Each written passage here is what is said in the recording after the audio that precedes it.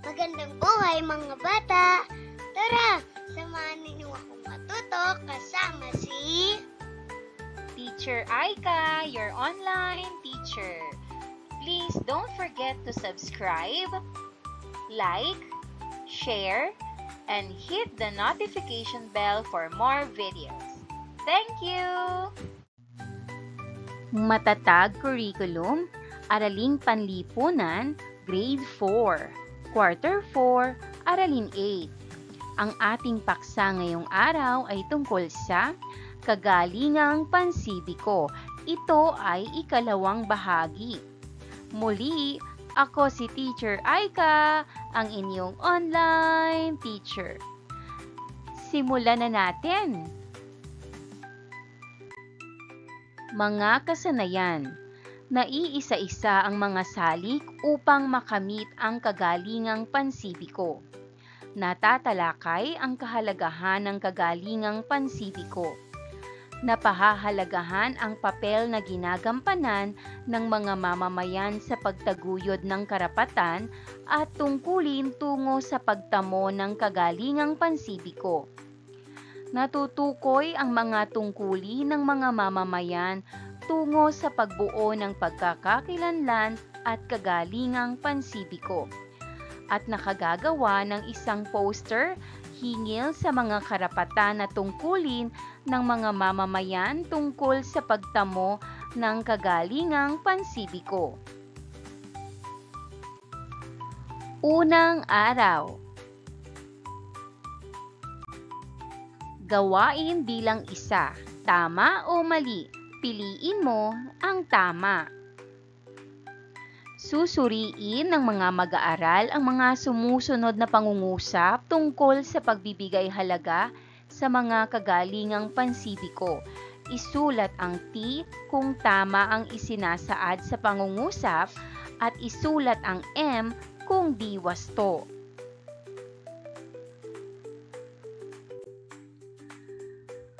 Number 1. Pinaghihiwalay-hiwalay mo ang mga nabubulok at di nabubulok na basura. Tama o mali? Ang sagot, T. Tama. Number 2. Ikaw ay nag-oorganisa ng isang liga ng basketball sa barangay. Tama o mali? Ang sagot, T. Tama. Number 3. Nagtatapon ikaw ng basura sa kalye. Tama o mali? Ang sagot, M. Mali. Number 4. Ikaw ay nakikilahok sa Clean and Drive program ng inyong barangay. Tama o mali? Ang sagot, T. Tama.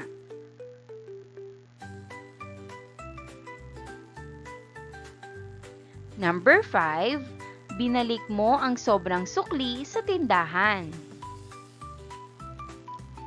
Tama o mali?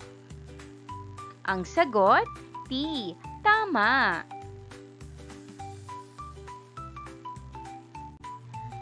Paglinang sa kahalagahan sa pagkatuto sa aralin. Narito ang mga katanungan na dapat nating sagutin. Una, ano-ano ang mga salik ng kagalingang pansibiko? Pangalawa, ano-ano ang mga kahalagahan ng kagalingang pansibiko? Pangatlo, paano mo napahahalagahan ang papel na ginagampanan ng mga mamamayan sa pagtaguyod ng karapatan at tungkulin tungo sa pagtamo ng kagalingang pansibiko? Pang-apat, ano-ano ang mga tungkulin na ginagampanan ng mga mamamayan sa pagbuo ng pagkakakilanlan at kagalingang pansibiko? At panghuli, paano mo maipapakita ang mga karapatan at tungkulin mo bilang isang mamamayan tungo sa kagalingang pansibiko?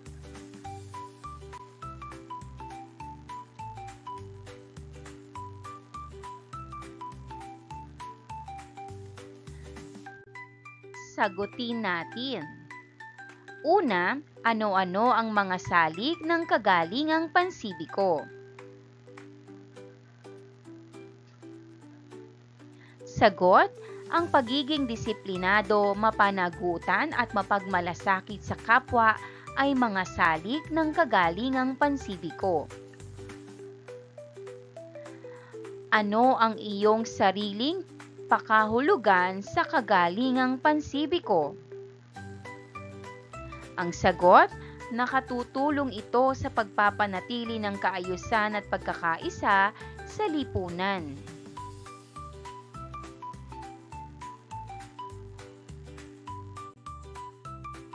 Pangatlo, paano mo napahahalagahan ang papel na ginagampanan ng mga mamamayan sa pagtaguyod ng karapatan at tungkulin tungo sa pagtamo ng kagalingang pansibiko? Ang sagot, pinahahalagahan ko ito sa pamamagitan ng pagsunod sa mga batas at paggalang sa karapatan ng iba. Pang-apat, ano-ano ang mga tungkulin na ginagampanan ng mga mamamayan sa pagbuo ng pagkakakilanlan at kagalingang pansibiko? Ang sagot, ang pagiging disiplinado at aktibong lumalahok sa mga gawain sa komunidad ay mahalagang tungkulin.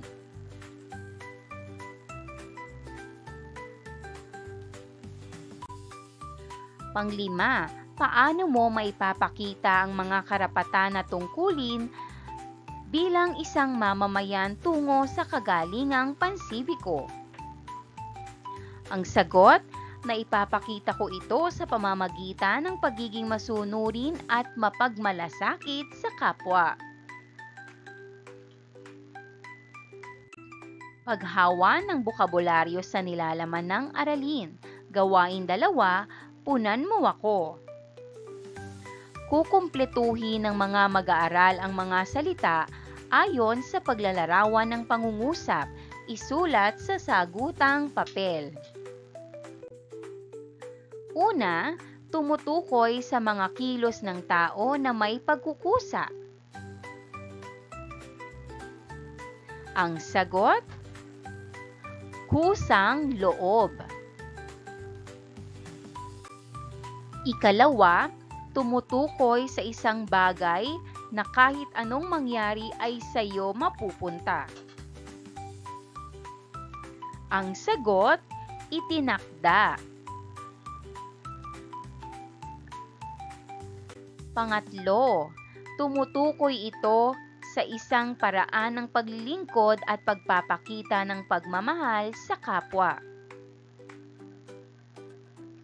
Ang sagot, pakikilahok.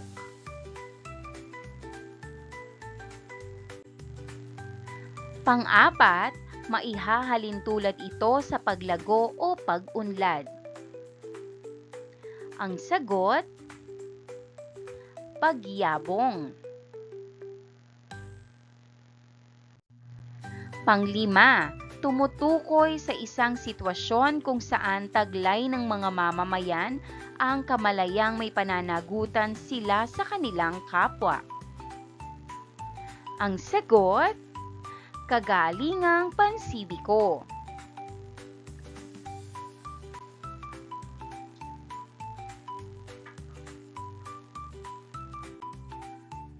Kaugnay na paksa bilang isa. Ang papel na ginagampanan ng mga mamamayan sa pagtaguyod ng karapatan at tungkulin. Bilang isang mamamayang Pilipino, tungkulin nating pahalagahan ang mga kagalingang pansibiko. Narito ang mga salik upang makamit ito. Pagkilala sa sarili, pagkakaroon ng tiwala sa sarili, pagtanggap at pag-unawa sa kapwa, pagtulong sa komunidad, pagtulong sa kapwa, paggawa ng mabuti, pagsunod sa mga batas, pagtanggap ng responsibilidad, at pakikilahok sa pagboto.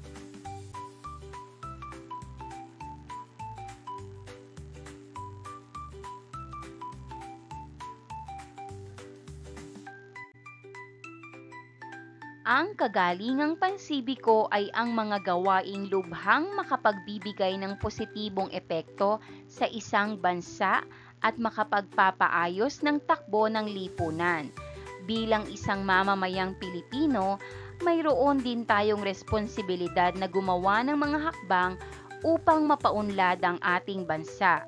Ngunit dapat tandaan na ang mga pagkilos na ito ay dapat kusang loob at hindi naghihintay ng kapalit.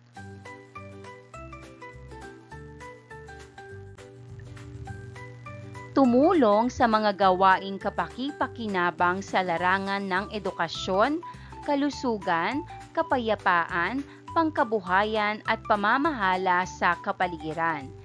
Sa mga suliraning pampamayanan, ilan sa mga gawaing ito ay ang pagtatanim ng mga puno para sa patuloy na pagyabong ng ating mga likas na yaman.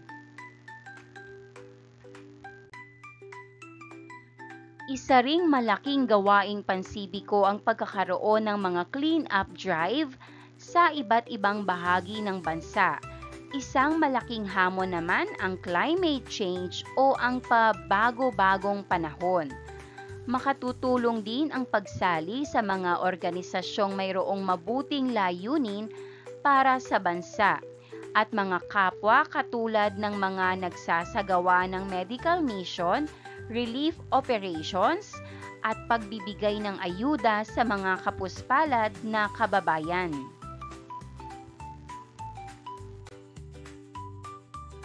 Narito ang kahalagahan ng kagalingang pansibiko.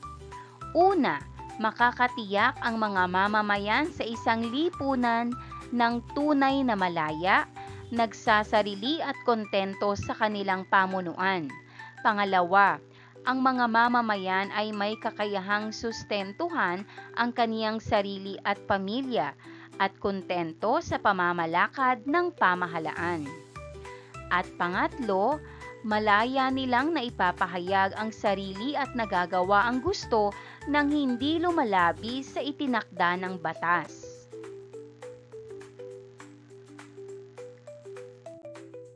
Ikalawang araw. Integrasyon ng nasyonalismo. Ang nasyonalismo ay tumutukoy sa damdaming makabayan o pagmamahal sa bansa ng mga mamamayan. Kaakibat nito ang pagpupunyagi o pagsisikap ng mga mamamayan na ialay ang sariling lakas at buhay para sa kapakanan ng bansa. Kaugnay nito ang pagkilos na nakatuon sa pagpapabuti ng pamumuhay ng bawat mamamayan o pagsulong ng anumang makabuluhang pagbabago sa lipunan.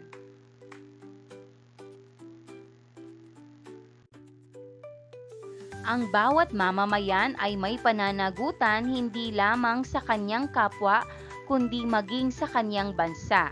Mula kay Garcia et al. 2023. Kaugnay nito, maipakikita rin ng mga mamamayan ang pagmamahal sa bayan sa pamamagitan ng pakikilahok sa pamahalaan at sa programa at proyektong ipinatutupad nito tulad ng mga proyektong pangkapaligiran, pangkalikasan, pangkabuhayan, pabahay at marami pang iba. Integrasyon ng karapatang pantao. Ang pangangalaga sa karapatang pantao ay isang indikasyon na ang mga mamamayan ay malaya. Ang karapatang pantao ay karapatan at kalayaan na nararapat matanggap ng mga tao.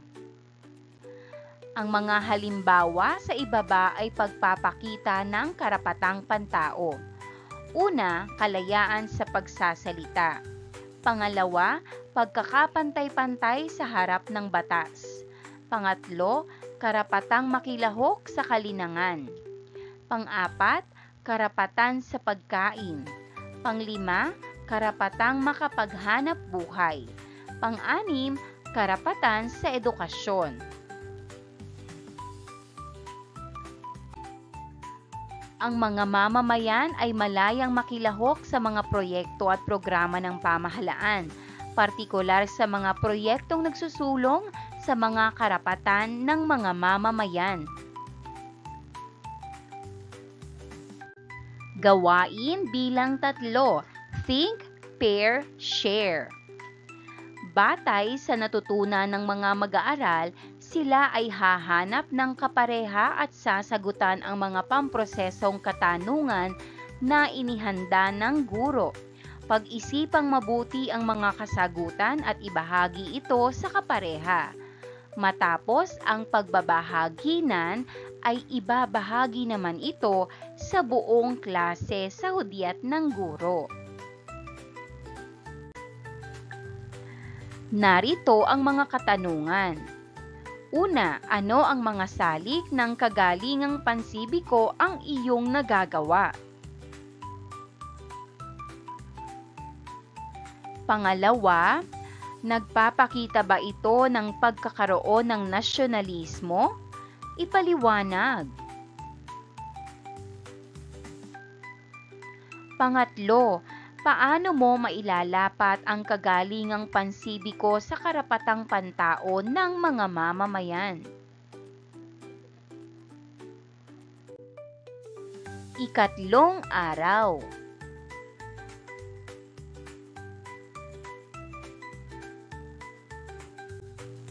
Gawain bilang 4, pagtulong. Tara na at tumulong.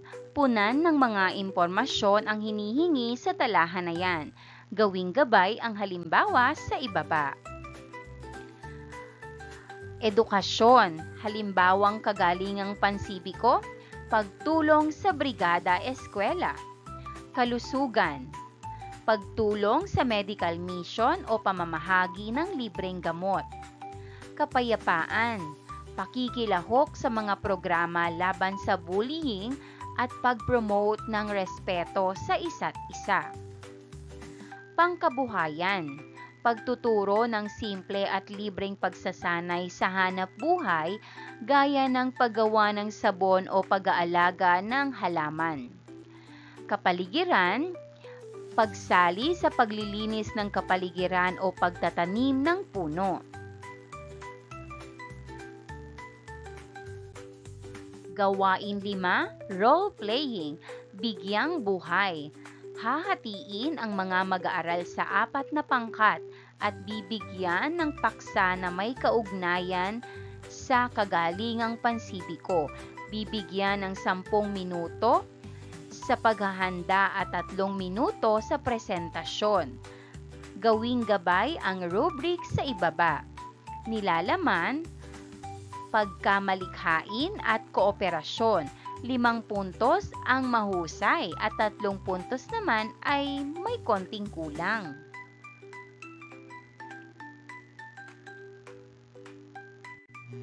Paglalapat at pag-uugnay, gawain bilang 6. Tunay na halaga, ilista mo. Batay sa konsepto na napag-aralan, ililista ng mga mag-aaral ang mga gawain at kahalagahan ng mga nagawa ng mga tao sa lipunan na kinabibilangan. Una, tagapamahala. Pangalawa, mamamayan. Sa pangalawang kolum, ililista ang mga nagawa at ang kahalagahan nito. Gawin ito sa iyong sagutang papel o sa iyong kwaderno.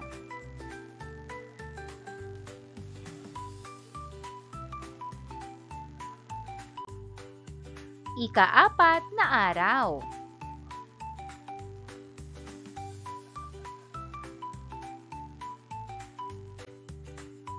Gawain bilang 7, poster making, ipakita mo.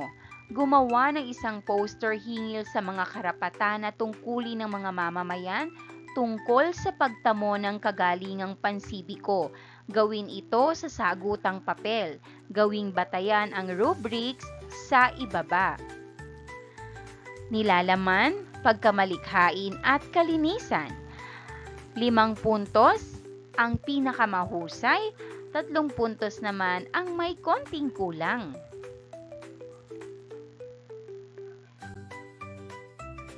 Pabaong pagkatuto, kagalingang pansibiko. Narito ang mga salik ng kagalingang pansibiko. pagkilala sa sarili, pagkakaroon ng tiwala sa sarili, pagtanggap at pag-unawa sa kapwa, pagtulong sa komunidad, pagtulong sa kapwa, paggawa ng mabuti, pagsunod sa mga batas, pagtanggap ng responsibilidad, pakikilahok sa pagboto. Narito naman ang kahalagahan ng kagalingang pansibiko. Makakatiyak ang mga mamamayan sa isang lipunan ng tunay na malaya, nagsasarili at kontento sa kanilang pamunuan. Ang mga mamamayan ay may kakayahang sustentuhan ang kanyang sarili at pamilya at kontento sa pamamalakad ng pamahalaan. Malaya nilang naipapahayag ang sarili at nagagawa ang gusto ng hindi lumalabi sa itinakda ng batas. Pagninilay sa pagkatuto, pamprosesong tanong. Bilang isang mag-aaral, paano mo napapahalagahan ang kagalingang pansibiko sa loob ng paaralan at sa komunidad na iyong kinabibilangan? Ibahagi ang iyong sagot sa klase.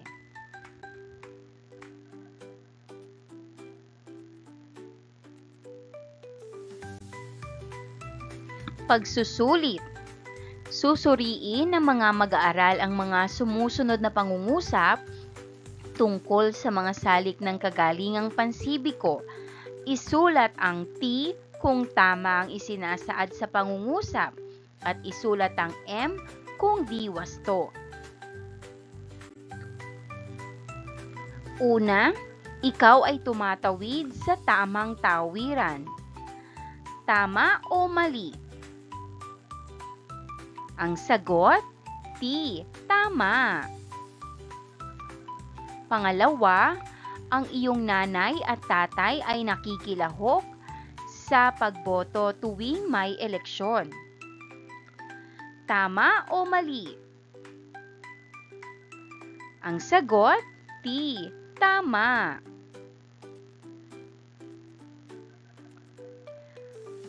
Pangatlo, ikaw ay sumusunod sa karatulan na tapat ko, tapon mo. Ang sagot, M. Mali. Pang-apat, ikaw ay nagbibigay ng donasyon sa mga nasalanta ng bagyo. Tama o mali? Ang sagot, T. Tama.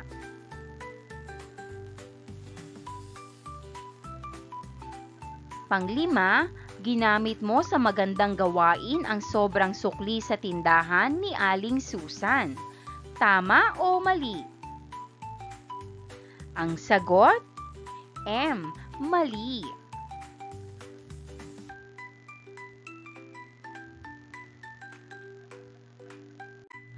Gawain pantahanan o takdang aralin. Punan ang talahanayan ng mga aktibidad na maaaring gawin sa isang kalipunan. Una, pag-unawa at pagpapahalaga sa mga sagisag ng pagka-Pilipino, karapatan at tungkulin tungo sa pagbuo ng pagkakakilanlan at kagalingang pansibiko. Pangalawa, nakapaglulungsad ng mga gawaing lumilikha at nagsusulong sa karapatan at tungkulin at pagkakakilanlang Pilipino.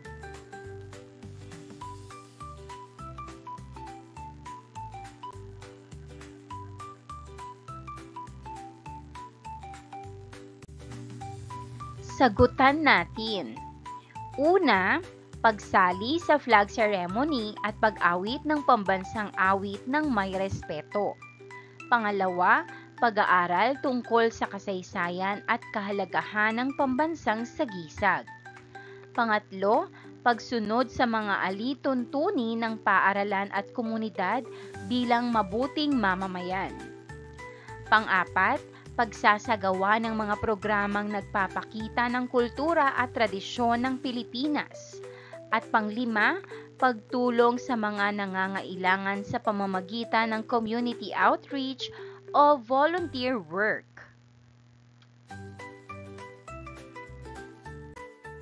Maraming salamat sa panonood! Huwag kalimutang i-like at mag-subscribe para sa higit pang educational content. I-click ang bell icon para ma-update ka sa ating mga bagong video. Salamat!